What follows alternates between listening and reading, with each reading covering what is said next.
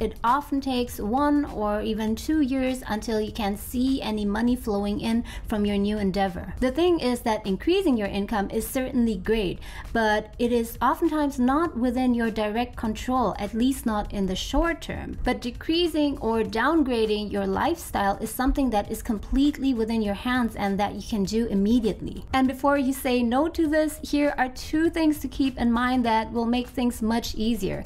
First, remember that you do not have to scrap all habits. Let's say that you have 5 or 6 spending habits that cost you a lot of money.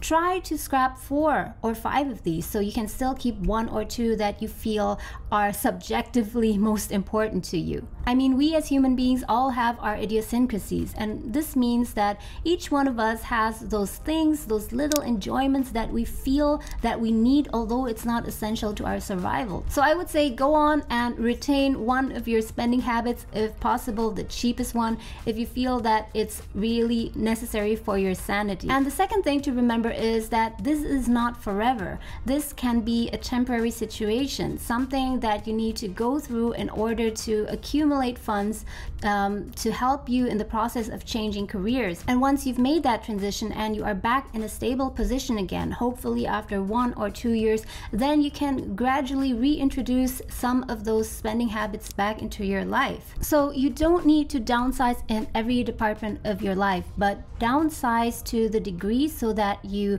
can afford to pursue the things that really matter to you instead of being tied to a job or a career that you do not want to be in. And downgrading your lifestyle, at least temporarily, has 2 major benefits. The first one is obviously that you will be able to save up, and that opens up options for you to pursue a new career. And the second thing is that you kind of practice and become used to living a much simpler lifestyle. And what this means is that when it comes to changing your career and facing the possibility of accepting a low or lower starting income, it will be much easier for you to accept because you're already used to a simpler and less costly lifestyle.